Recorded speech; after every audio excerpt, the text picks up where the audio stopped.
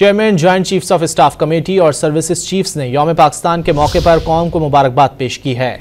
ISPR से जारी बयान में कहा गया है कि 23 मार्च 1940 तारीख का वो लम्हा है जिसने पाकिस्तान के क़याम की राह हमवार की।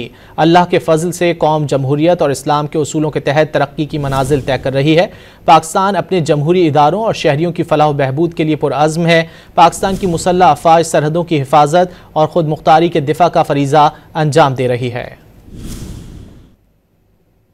Chairman joint chiefs of staff committee और सर्विसेज चीफ्स ने यौम पाकिस्तान के मौके पर कौम को मुबारकबाद पेश की है। ISPR से जारी बयान में कहा गया है कि 23 मार्च 1940 तारीख का वो लम्हा है जिसने पाकिस्तान के क़याम की राह हमवार की।